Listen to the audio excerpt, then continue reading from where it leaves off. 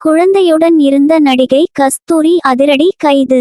தலைமறைவாக இருந்த நடிகை கஸ்தூரி இன்று கைது செய்யப்பட்டார். பிராமணர்களின் பாதுகாப்பை உறுதி செய்ய வலியுறுத்தி சென்னை எழும்பூரில் கடந்த நவம்பர் 3ஆம் தேதி ஆர்ப்பாட்டம் நடைபெற்றது. அதில் பங்கேற்று பேசிய நடிகை கஸ்தூரி, மன்னர்களின் அந்தப்புறத்து மகளிருக்கு சேவை செய்தவர்கள்தான் தெலுங்கர்கள். எப்போதோ இங்கு வந்த ஐயர்களை தமிழர்கள் இல்லை என்று சொல்ல நீங்கள் யார் என்று பேசியிருந்தார்.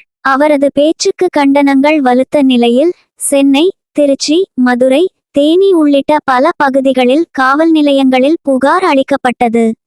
எழும்பூர் காவல் நிலையத்தில் இந்திய தெலுங்கு சம்மேளனம் அளித்த புகாரின் அடிப்படையில் இரு பிரிவினர் இடையே கலவரத்தை தூண்டுதல் உள்ளிட்ட 4 பிரிவுகளின் கீழ் கஸ்தூரி மீது வழக்குப்பதிவு செய்யப்பட்டது.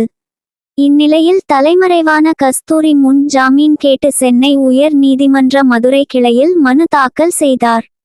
இந்த மனுவை விசாரித்த நீதிபதி ஆனந்த் வெங்கடேஷ், நடிகை கஸ்தூரியின் பேச்சு வெடிகுண்டு போல் உள்ளது என அவரது முன் ஜாமீன் மனுவை தள்ளுபடி செய்தார்.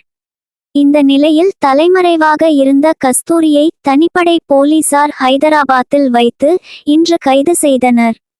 இது தொடர்பாக எழும்பூர் போலீஸ் வட்டாரத்தில் விசாரித்த போது, நடிகை கஸ்தூரியை பிடிக்க சென்னை தெற்கு மண்டல கூடுதல் ஆணையர் டாக்டர் கண்ணன் IPS 3 தனிப்படை அமைத்திருந்தார். அதில் ஒரு தனிப்படை எழும்பூர் காவல் ஆய்வாளர் மோகன்ராஜ் தலைமையில் அமைக்கப்பட்டது. இந்நிலையில் போலீசார் கஸ்தூரிக்கு நெருக்கமான சிலரை கண்காணித்தனர். இதில் ஹைதராபாத்தில் இருந்து தமிழ்நாட்டில் உள்ள ஒரு சிலருக்கு செல்போன் அழைப்புகள் வருவதும் போவதும் இருந்ததோடு, திடீரென ஹைதராபாத்தில் இருக்கும் அந்த செல்போன் எண் ஆஃப் செய்வதுமாக இருந்தது. இதை ஆராய்ந்த கூடுதல் ஆணையர் கண்ணன் டீம் அந்த செல்போன் தொடர்புகளை கண்காணித்ததில் கஸ்தூரி தெலங்கானா திரையுலகில் உள்ள ஒருவருடன் பேசி வந்தது கண்டுபிடிக்கப்பட்டது. அந்த நபரின் தொடர்புகள் மூலமாக கஸ்தூரி இருக்கும் இடத்தை போலீசார் உறுதி செய்தனர். இந்த நிலையில் ஹைதராபாத் சென்ற போலீசார் கஸ்தூரி தங்கியிருந்த வீட்டை கண்டறிந்தனர். அந்த தகவலை இன்ஸ்பெக்டர் மோகன்ராஜ் கூடுதல் ஆணையருக்கு தெரிவித்தார். அப்போது, கஸ்தூரியை கவனமாகவும் சுமூகமாகவும் பேசி அழைத்து வாருங்கள். அவருடன் பேசுவது முதல் கைது செய்து காரில் ஏற்றுவது வரையில் அனைத்தையும் முழுமையாக வீடியோ பதிவு செய்யுங்கள் என்று ஆணையர் கண்ணன் அறிவுரை வழங்கினார். அதன் பேரில் மோகன்ராஜ் டீமில் சென்ற பெண் போலீசார் இன்று நவம்பர் 16 இரவு சுமார் 8 மணியளவில் கஸ்தூரி தங்கியிருந்த வீட்டின் கதவை தட்டினர். போலீஸ் தான் கதவை தட்டுகிறார் என்று எதிர்பார்க்காத கஸ்தூரி கதவை திறந்ததும் அதிர்ச்சியானார்.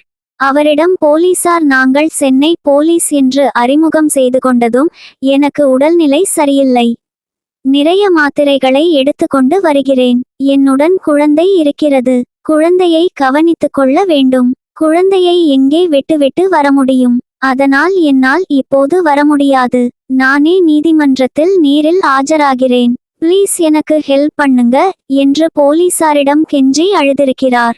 அப்போது உங்களுக்கு திருமணமாகவில்லை, இந்த குழந்தை யாருடையது என்று போலீசார் கேட்க, எதுவும் சொல்லாமல் மௌனமாக வந்து போலீஸ் வாகனத்தில் ஏறி அமர்ந்தார் கஸ்தூரி என்றனர்.